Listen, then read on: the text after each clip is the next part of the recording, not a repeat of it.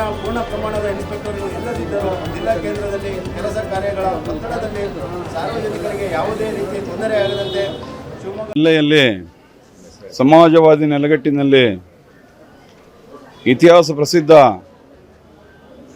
ಸಂಸ್ಕೃತಿ ವಿಚಾರಗಳು ಇರತಕ್ಕಂಥ ಈ ಜಿಲ್ಲಾ ಕೇಂದ್ರದಲ್ಲಿ ಇವತ್ತು ಅಧಿಕಾರಿಗಳು ಪ್ರಾದೇಶಿಕ ಸಾರಿಗೆ ಕಚೇರಿಯಲ್ಲಿ ಗೂಂಡಾಗಿರಿ ವರ್ತನೆಯನ್ನು ಇವತ್ತು ನಾವೆಲ್ಲರೂ ಬಹಿರಂಗವಾಗಿ ನೋಡ್ತಾ ಇದ್ದೀವಿ. ಇಲ್ಲಿ ಸಮಾಜವಾದಿ ನೆಲೆಗಟ್ಟಲ್ಲಿ ಚಳುವಳಿಗಳ ತವರೂರಲ್ಲಿ ಈ ಥರ ಅಧಿಕಾರಿಗಳ ಅಸಡ್ಡೆ ಬೇಜವಾಬ್ದಾರಿತನ ಒಳಜಗಳಗಳನ್ನು ಇಟ್ಕೊಂಡು ಠಾಣೆ ಮುಂದೆ ಮೆಟ್ಲೇರ್ತಾರೆ ಅಂದರೆ ಇವರು ಸಾರ್ವಜನಿಕರಿಗೆ ಯಾವ ರೀತಿ ನ್ಯಾಯ ಕೊಡ್ತಾರೆ? ಇವತ್ತು 7 ಜನ ಇರ್ತಕ್ಕಂಥ ಒಂದು ಇನ್ಸ್ಪೆಕ್ಟರ್ಗಳ ಕೆಪಾಸಿಟಿ ಜಿಲ್ಲಾ ಕೇಂದ್ರದಲ್ಲಿ ಕೇವಲ 2 ಜನಕ್ಕಿದೆ.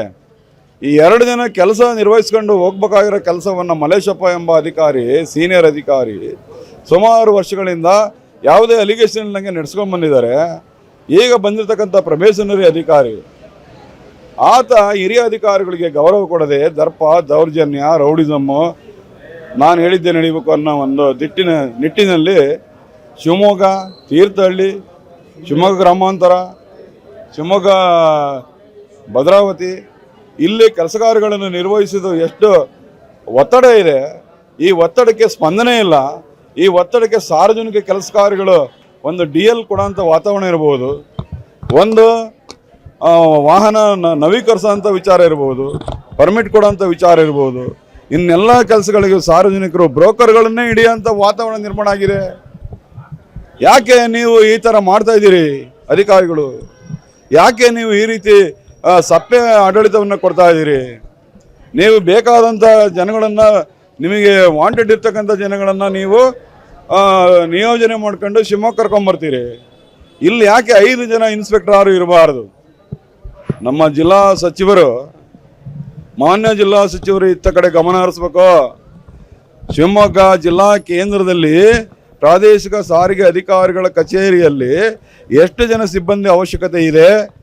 ಕನಿಷ್ಠ ಒಂದು 3 ಜನ ನಿಮಗೆ ಕೊಡೋಕ್ಕಾಗಲ್ಲ ಜಿಲ್ಲಾ ಮಂತ್ರಿಗಳಿಗೆ? ಇಲ್ಲಿ 2 ಜನ ಮುಖ್ಯಮಂತ್ರಿಗಳು ಆಳಿದ್ದಾರೆ, ಯಡಿಯೂರಪ್ಪರಿದ್ದಾರೆ, ಇಲ್ಲಿ ಬಂಗಾರಪ್ಪರು ಆಳ್ವಿಕೆ ಮಾಡಿದ್ದಾರೆ, ಕಾಗೋಡು ತಿಮ್ಮಪ್ಪರು ಆಳ್ವಿಕೆ ಮಾಡಿದ್ದಾರೆ. ಇಂಥ ಒಂದು ನೆಲೆಗಟ್ಟಿನಲ್ಲಿ ಇವತ್ತು ಆಡಳಿತ ಗೆಜ್ಜಲು ಹಿಡಿದಿದೆ. ಇವತ್ತು ಇಂಥ ಗೆಜ್ಜಲು ತಿನ್ನಕ್ಕೆ ವಿಷಪೂರಿತ ಹಾವುಗಳು ಮಂಜುನಾಥನ ಹೆಸರಲ್ಲಿ ಬರ್ತಾ ಇದ್ದಾವೆ. ಈ ಮಂಜುನಾಥನ ಅಟ್ಟಹಾಸಕ್ಕೆ ಕೊನೆ ಇಲ್ವಾ? ಇಲ್ಲಿ ನಡೀತಕ್ಕಂಥ ಭ್ರಷ್ಟಾಚಾರ ಒಳಜಗಳಗಳಿಗೆ ಒಂದು ಪೊಲೀಸ್ ಸ್ಟಾಪ್ ಹಾಕಂಗಿಲ್ವಾ? ಮಾನ್ಯ ಜಿಲ್ಲಾಧಿಕಾರಿಗಳು, ಜಿಲ್ಲಾ ಸಚಿವರು ಇತ್ತ ಕಡೆ ಗಮನ ಹರಿಸಿ ಪ್ರಾದೇಶಿಕ ಸಾರಿಗೆ ಅಧಿಕಾರಿ ಕಚೇರಿ ಕೂದಲು ಎಳೆ ಅಂತರದಲ್ಲಿ ನಿಮ್ಮ ಕಚೇರಿಗಿದೆ. ಜಿಲ್ಲಾಧಿಕಾರಿಗಳೇ, ಯಾಕೆ ನೀವು ಇಲ್ಲಿ ಭೇಟಿ ಕೊಡಬಾರ್ದು? ಯಾಕೆ ಸಚಿವರು ಗಮನಕ್ಕೆ ತರಬಾರ್ದು? ಯಾಕೆ ಇಲ್ಲಿ ಮಂಜುನಾಥ್ ಅಂತ ಒಬ್ಬ ಪ್ರೊಬೇಷನರಿ ಅಧಿಕಾರಿ ಅವನ ಅಟ್ಟಹಾಸವನ್ನು ಕೈಗೆತ್ಕೊಂಡು ಅವನ ಮೇಲೆ ಕ್ರಮ ಜರುಗಿಸಬಾರ್ದು? ಪ್ರೊಬೇಷನರಿ ಅಧಿಕಾರಿ ಈ ರೀತಿ ಮಾಡ್ತಾನೆ ಅಂದರೆ ಹಿರಿಯ ಅಧಿಕಾರಿಗಳಿಗೆ ಗೌರವ ಇಲ್ವಾ? ಹಿರಿಯ ಅಧಿಕಾರಿಗಳಿಗೆ ಒಂದು ಉತ್ತೇಜನ ಕೊಡೋದಲ್ವ ಕೆಲಸಗಾರಗಳಿಗೆ? ಇಂತಹ ವಿಚಾರದಲ್ಲಿ ಈ 2 ಕೇಸ್ಗಳನ್ನು ರದ್ದುಪಡಿಸಬೇಕು. ಇವ್ರನ್ನ 2 ಜನನ ವರ್ಗಾವಣೆ ಮಾಡಬೇಕು. ಇಲ್ಲ ಪೂರ್ಣ ಪ್ರಮಾಣದಲ್ಲಿ ಏನು ಅನ್ಯಾಯ ಆಗಿದೆ ತನಿಖೆ ಒಳಪಡಿಸ್ಬೇಕು. ಮಂಜುನಾಥ್ ಮೇಲೆ ಕ್ರಮ ಕೈಗೊಳ್ಳಬೇಕು. ಮಲೇಶಪ್ಪನಂಥ ಪ್ರಾಮಾಣಿಕ ಅಧಿಕಾರಿ ಉಳಿಸ್ಬೇಕು ಅನ್ನೋ ನಿಟ್ಟಿನಲ್ಲಿ ಸಾರ್ವಜನಿಕರ ಅಭಿಪ್ರಾಯ ಮತ್ತು ನಮ್ಮ ಈ ನೆಲದ ಸಿದ್ಧಾಂತವನ್ನು, ಸಾಮಾಜಿಕ ನೆಲೆಗಟ್ಟನ್ನು, ಸಮಾಜವಾದಿ ವ್ಯವಸ್ಥೆಯನ್ನು ಉಳಿಸ್ಕೊಡ್ಬೇಕಂತ ಹೇಳ್ತಾ ನಾನು 2 ಮಾತನ್ನು ಮುಗಿಸ್ತೀನಿ. ಜೈ ಭೀಮ್, ಜೈ ಅಂಬೇಡ್ಕರ್.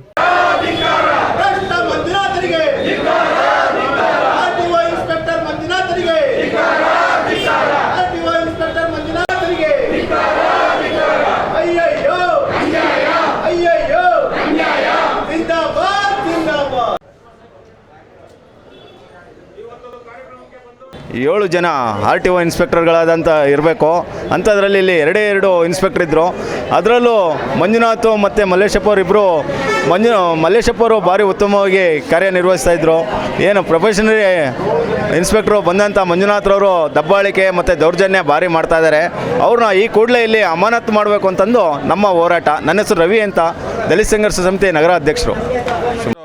ರವಿಕುಮಾರ್ ಅಂತೇಳಿ ದಲಿತ ಸಂಘರ್ಷ ಸಮಿತಿ ಜಿಲ್ಲಾ ಮುಖಂಡ ಇದ್ದೀನಿ. ಇವತ್ತಿನ ದಿನ ಏನು ಶಿವಮೊಗ್ಗ ಜಿಲ್ಲೆಯಲ್ಲಿ ಸಾರ್ವಜನಿಕ ಸಾರಿಗೆ ಪ್ರಾದೇಶಿಕ ಸಾರಿಗೆ ಇಲಾಖೆಯಲ್ಲಿ ಮಲ್ಲೇಶಪ್ಪ ಮತ್ತು ಮಂಜುನಾಥ್ ಎಂಬುವರು, ಮಲ್ಲೇಶಪ್ಪ ಅನ್ನೋರು ತುಂಬ ವರ್ಷಗಳಿಂದ ಇಲ್ಲಿ ಸೇವೆ ಸಲ್ಲಿಸ್ಕೊಂಡು ಸಾರ್ವಜನಿಕರ ಮಧ್ಯೆ ತುಂಬ ಒಡನಾಟ ಇಟ್ಕೊಂಡಿದ್ರು. ಹಾಗೆಯೇ ಆ ಒಂದು ಇಲಾಖೆಗೆ ಬಂದಿರತಕ್ಕಂಥ ಪ್ರೊಫೆಷನಲ್ ಪೀರಿಯಡಲ್ಲಿ ಬಂದಿರತಕ್ಕಂಥ ಮಂಜುನಾಥ್ ಅವರು, ಮಲ್ಲೇಶಪ್ಪ ಮತ್ತು ಮಂಜುನಾಥ್ ಅವರ ಒಳಜಗಳದಲ್ಲಿ ಇದು ಏನಾಗಿದೆ ಅಂತೇಳಿದರೆ ಅವರೇ ಗಲಾಟೆ ಮಾಡ್ಕೊಂಡು ಕೌಂಟ್ರು ಮತ್ತು ಕೇಸ್ ಕೌಂಟ್ರು ಮಾಡ್ಕೊಂಡು ಇಲ್ಲಿಂದ ಮಲ್ಲೇಶಪ್ಪ ಅವ್ರನ್ನ ವರ್ಗಾವಣೆ ಮಾಡಿದ್ದಾರೆ. ಮಂಜುನಾಥ್ ಅವ್ರನ್ನ ಈ ಇಲಾಖೆಯಲ್ಲಿ ಉಳಿಸ್ಕೊಂಡಿದ್ದಾರೆ. ಏನು ಪ್ರೊಫೆಷನಲ್ ಪೀರಿಯಡಲ್ಲಿ ಬಂದಿರತಕ್ಕಂಥ ಮಂಜುನಾಥನ್ನ ಈ ಕೂಡಲೇ ಎಲ್ಲ ಇಲಾಖೆಯವರು ವರ್ಗಾವಣೆ ಆಗಬೇಕು ಅಂಥೇಳಿ ಈ ಸಂದರ್ಭದಲ್ಲಿ ದಲಿತ ಹಿಂದುಳಿದ ವರ್ಗಗಳ ಒಕ್ಕೂಟದ ವತಿಯಿಂದ ಇವತ್ತು ಶಿವಮೊಗ್ಗ ಜಿಲ್ಲೆಯ ಪ್ರಾದೇಶಿಕ ಸಾರಿಗೆ ಇಲಾಖೆಯ ಮುಂದೆ ಈ ಒಂದು ಪ್ರತಿಭಟನೆ ಮೆರವಣಿಗೆಯನ್ನು ಏರ್ಪಡಿಸಿ ಇವತ್ತೊಂದು ಮನವಿಯನ್ನು ಮಾಡ್ತಾಯಿದ್ವಿ. ದಯಮಾಡಿ ಶಿವಮೊಗ್ಗ ಜಿಲ್ಲೆಯ ಜಿಲ್ಲಾಡಳಿತ ಈ ಕಡೆ ಗಮನ ಕೊಟ್ಟು ಇದನ್ನು ಸರಿಪಡಿಸ್ಬೇಕು ಅಂತೇಳಿ ತಮ್ಮಲ್ಲಿ ಮನವಿ ಮಾಡ್ಕೊಳ್ತಾ ಇದ್ದೀವಿ.